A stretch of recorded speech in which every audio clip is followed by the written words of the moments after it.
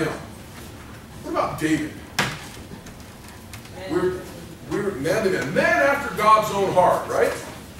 Man after God's own heart. By the way, David's most famous adversary, one who he got all the great credit for beating up, who was it? Goliath. How tall was Goliath? Anybody know? 20 feet. This was a Jeopardy question when I was in school. Goliath was 6 cubits in a span. So quick math, what is 6 cubits in a span? 9 feet, 9 inches. A span is from thumb tip to pinky tip. It's about 9 inches.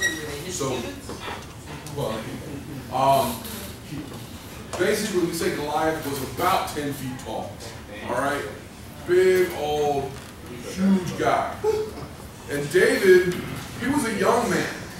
He went up to go against David, or he went up to go against Goliath. And Saul's like, well, if you're going to represent my army, here, have my sword, and have my armor and my shield. And it's like when you put on your dad's jacket, it's like coming down to your knees, and gets in your hands and all that. And David rejected it. He's like, I can't use this, I haven't tested it. I don't know about any of this stuff. So he grabbed himself 5 stones and his sling. And you know the story.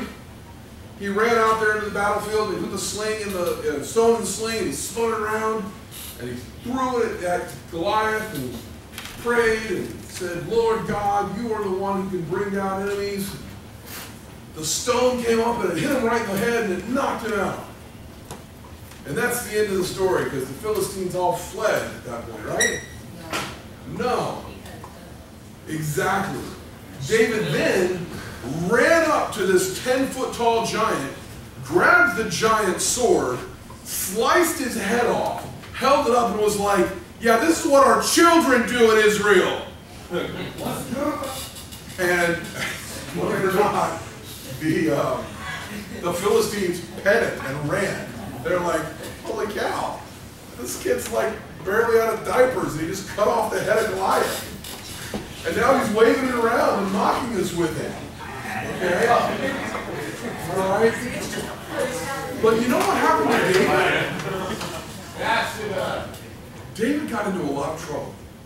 David ended up getting into a relationship with his friend's wife. It's not just, you know, some guy he knew. It was one of his generals. It was one of his leaders. It was one of his most trusted friends. It was Uriah the Hittite. And he ended up having an affair with Uriah's wife. You probably heard of David and Bathsheba. Bathsheba was Uriah's wife, right? And so the prophet Nathan comes to him and says, the sword's never going to depart from your house because of this. You're always going to be at war. And all the kids at AP are going, Absalom. Anyway, so even though David was this manly guy, he had a heart that loved the Lord, he still screwed up. And even though he was an awesome warrior, he ended up going and hiding out in these caves. And when he was in these caves, these mighty men came and stayed with him. He ended up being this group of mighty men of God. These mighty warriors called David's mighty men. They're kind of like the Expendables of the day. They were these awesome warriors. And if you read through the chapters on these guys are like Chuck Norris meets Bruce Lee, like rolled into some ancient Israelite. This one guy like go into a pit and kill 2 lions with his bare hands. One guy like defended this bean patch. It's like there was a field of beans, and he has a spear, and he held off against 600 men with his 1 spear.